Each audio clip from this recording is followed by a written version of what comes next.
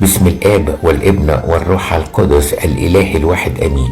من الخطايا الخبيثة اللي هنتكلم عنها برضو خطية اسمها الفراغ، ودي الحقيقة خطية صعبة قوي إن الإنسان يضيع عمره. يعني بص يلاقي إن حياته ساعات الإنتاج فيها والتركيز قليلة قوي، والوقت اللي ضيعه في حياته كتير قوي، بالرغم إن الوقت وزنه ربنا هيحاسبنا عليها ويقول لي عملت إيه في وقتك.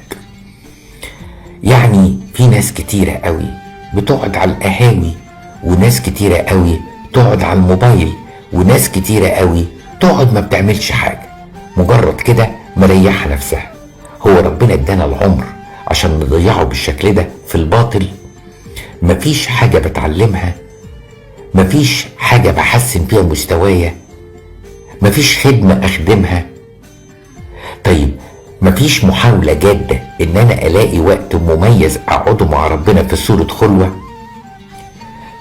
كل الحاجات دي الحقيقة أنا هتحاسب عليها.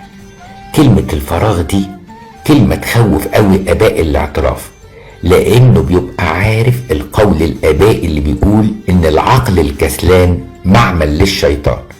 طول ما أنت فاضي الشيطان هيحاربك، لدرجة إن تقريبا معظم الخطايا تلاقوا عنصر الفراغ فيها عنصر موجود.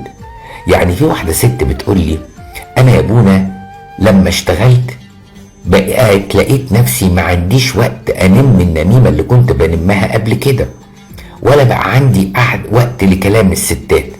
أنا قبل الشغل كنت طول النهار تليفونات وطول النهار قعدات بحجة بنشرب قهوة أو بنشرب شاي، لكن احنا الحقيقة بنقع في 100 خطية و1000 خطية.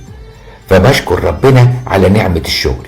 يبقى ربنا خلقني عشان في وقت لازم ارتاح فيه من اجل جسدي ومن اجل هذا العصبي لكن انا بتكلم على حاجة تانية، ان اوقات انا بضيع وقت كتير قوي قوي قوي.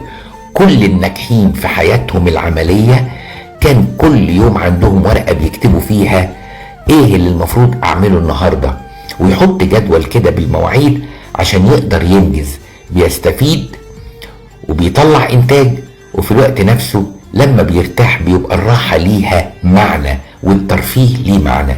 علشان كده يا حبيبي احذر الفراغ اللي في حياتك، لان نص المصائب الروحية في حياتنا اساسها الوقت اللي انا فاضي فيه. ربنا يديني ويديكم، واقول لكم صباح الخير.